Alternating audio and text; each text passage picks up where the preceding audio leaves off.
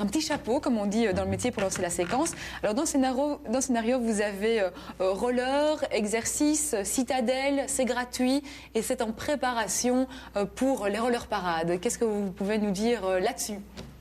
Eh bien déjà que je n'aime pas le roller, a priori. Non, parce que j'ai quelques souvenirs de quand j'étais enfant et je ne voudrais pas rentrer dans les détails, mais c'était terrible. Donc moi le roller, a priori, vous voyez, je suis contre. Mais seulement, j'ai vu une fois ce groupe qui descendait, donc après un samedi, s'est exercé toute la journée. Eh bien ils avaient eu tellement la sensation de voler lorsqu'ils roulaient sur leur roller que quand ils rentraient chez eux, ils ne marchaient plus. Ils volaient vers les nuages pour s'abreuver, ils mangeaient les étoiles, ils planaient totalement. Donc je vous le conseille. Eh bien voilà, ça donne vraiment envie de regarder le reportage qui suit.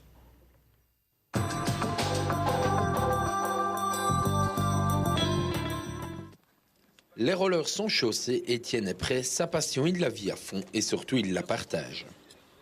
Ça fait maintenant 1 an que je pratique le roller de manière régulière et j'y prends tellement de plaisir que je me suis dit pourquoi pas le faire avec un tel ou un autre. Et puis je me suis dit pourquoi pas organiser ça sous le temps de midi vu que la société dans laquelle je travaille le permet. Tout de suite, l'initiative connaît un bel engouement. 1 fois par semaine, quand la météo le permet, l'esplanade de la citadelle devient leur terrain de jeu. Les rollers, c'est fait pour rouler, pas pour rester au placard. Le problème qu'il y a, c'est que les gens, effectivement, les achètent, mais les cours de roller sont assez rares, sont en salle, sont payants, sont parfois loin. Donc c'est pas évident pour les gens et les gens se voient très mal juste après avoir acheté le roller, faire une première roller parade avec des descentes qui risquent d'être dangereuses pour eux. Ici avec Étienne, c'est gratuit, ludique et ouvert à tous. Donc le but ici, c'est que les gens qui arrivent pour la première fois, qui montent sur des rollers, on a un espace bien plat, c'est qu'ils puissent apprendre à freiner, apprendre à tourner et avoir confiance en eux. Et après, ils choisissent un peu ce qu'ils veulent, faire des ravels, des rollers parades ou bien aller rouler en ville. Et là, le roller peut alors être considéré comme un moyen de locomotion à part entière. Étienne préfère user ses roues que ses semelles. Le roller a aussi un autre énorme avantage, merci à la législation belge, car nous sommes considérés en même temps comme des cyclistes et comme des piétons. Ce qui signifie que nous pouvons emprunter le trottoir, comme nous pouvons emprunter la voie publique et les pistes cyclables. Ce qui est vraiment très très très pratique. Quand il y a trop de monde sur la route et que les voitures ne vont pas trop vite, nous pouvons rouler sur la route. Si on se sent plus en sécurité sur le trottoir, à condition bien entendu de ne pas être un danger pour les piétons, nous circulons sur le trottoir.